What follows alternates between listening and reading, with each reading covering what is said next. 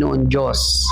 Sapagkat ang nais ng Panginoon, tayo ay laging magpasalamat at ang ating buhay ay laging handang magpasalamat. So, panalangin, magpasalamat sa Panginoon sapagkat alam natin laging merong magandang plano ang Panginoon sa buhay natin.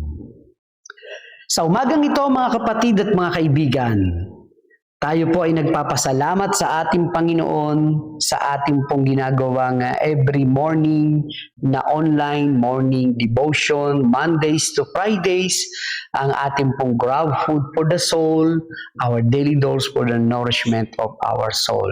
Salamat din po sa inyong masugid na pakikinig, panunood, at sa inyong mga comments, likes, and hearts sa ating everyday online morning devotion. Sa ating mga naging speakers, sa ating mga naging tagapagsalita, purihin ang Panginoon sa inyong mga buhay. Sa ating mga editors, si Kuya Jezreel, si Ate Joyce, si Ate Iya, si Kuya Royet, si Ate Aubrey, at si Kuya Calvin. Of course, sa ating Kuya Rod Samson, na every morning, siya ang ating taga-live sa ating FB page. Salamat po sa mga mabibiyayang paglilingkod ng bawat isa sa atin. Bakit po ako nagpapasalamat? Katulad po ng ating reminder na nababasa sa ating intro and closing ng video natin. Ito pong buwan ng December ay wala po muna tayong live sa ating every morning online morning devotion. Sa kadahilanan po, medyo madami tayong activities ngayong buwan ng December. Nais nating lahat sana ito ay ating ipaglingkod, ngunit mas gusto natin na merong kaayusan.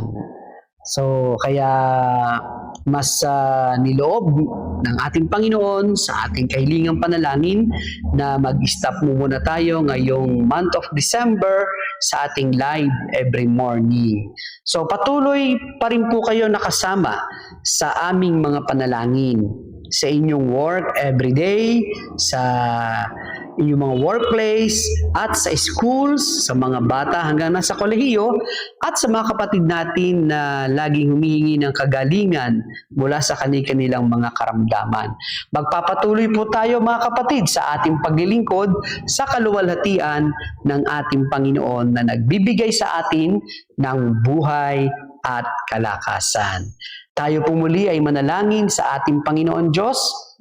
Panginoon, salamat po sa umagang ito. Salamat po, Panginoon Diyos, sa iyong biyaya ng buhay at lakas. Salamat po sa pag-asa na ipinagkaloob niyo sa amin. Salamat po, Panginoon, sa iyong mga tao na ginamit upang ang iyong salita ay amin pong maihayag sa pamamagitan ng technology.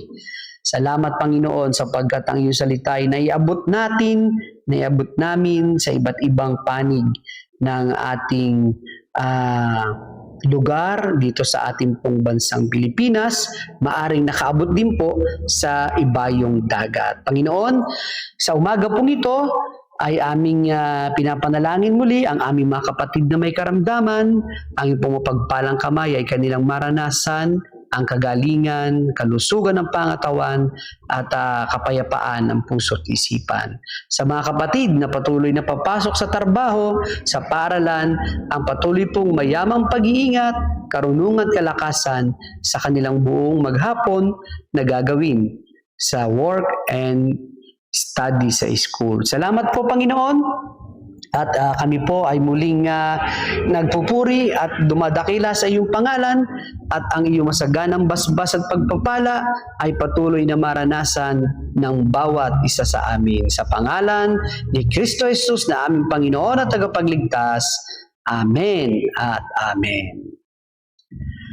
Papuri at pasasalamat po sa ating Panginoon at salamat po sa inyong muling pagsama sa akin ngayong umaga sa ating pagbubulay-bulay ng kanyang salita.